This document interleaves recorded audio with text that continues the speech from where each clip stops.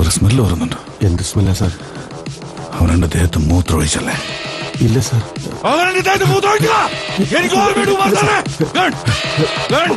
വേണ്ട സാർ, വേണ്ട സാർ. എന്റെ കയ്യിലുണ്ടടാ കണ്ണ്. നിന്റെ നമ്മുടെ കൂട്ടത്തിലുണ്ടായ വിറ്റാറിറ്റി അവൻ കൊന്നില്ലേ? അവനെ വിടില്ല ഞാൻ.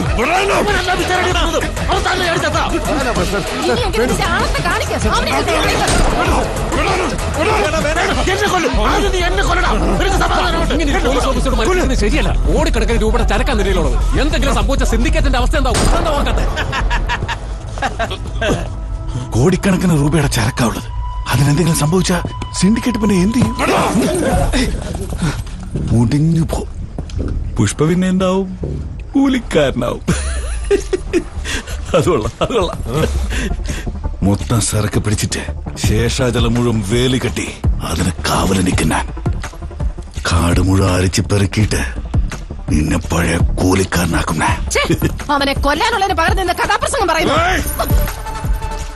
ഇവരെന്നെ കൊന്നില്ലല്ലോ, എന്നിട്ട് ഞാൻ മരിച്ചില്ലേ? അതുപോലെ ഞാനും ഇവനെ കൊല്ലാൻ പോകുന്നില്ല. പക്ഷേ ഇവന് മരിച്ചു പോകണം. കൂലിക്കാരനായിട്ട് മരിക്കണം. സൂപ്പറായിരിക്കും. ഇതാണടാ വെല്ലുവിളി. എങ്കിൽ ഞാൻ പറയുന്നത് കേട്ടോ നീ. വരുന്ന തിങ്കളാഴ്ച രാവിലെ 4 മണി എന്നൊരു സമയം ഞാൻ തീരുമാനിച്ചുറപ്പിച്ചിട്ടുണ്ടെങ്കിൽ 2000 ടണ്ണുമായി ചരക്ക് ലോറികള് ചെന്നൈ ബോർഡർ കടത്തിയിരിക്കും ഞാൻ. ധൈര്യം ഉണ്ടെങ്കിൽ പിടിക്കടാ ശിഖാവത്ത്. ഒരു തുണ്ടും കഷ്ണം നീ പിടിച്ച ഒരു നിമിഷം ഞാൻ ഈ സിൻഡിക്കേറ്റ് നിൽക്കത്തില്ല. പിന്നെ ആ പഴയ കോടാലി എടുത്ത് കൂലിക്കാരനായിട്ട് പോടാ ഞാൻ കാട്ടിലേക്ക്. ഇതാടാ പിടിച്ചു വെക്കേണ്ടത്. ഇങ്ങോട്ട് വേടാ. ഇനി ചെയ്യടാ റെക്കോർഡിങ്. ധൈര്യമുണ്ടെങ്കിൽ പിടിച്ചോടാ. ധൈര്യമുണ്ടെങ്കിൽ പിടിച്ചോടാ ശിഖാവത്ത്. നിങ്ങളിവിടെ പാടാ. ധൈര്യമുണ്ട് പാടാ.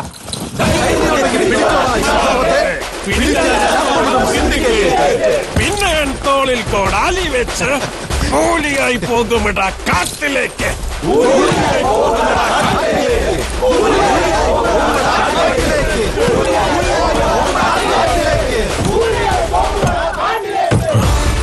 ശരിയായി. ഇപ്പോഴാ ഞാൻ കറക്റ്റായത്. ഒരുത്തന്റെ മുമ്പിലും ശരിക്കും താഴത്തില്ല.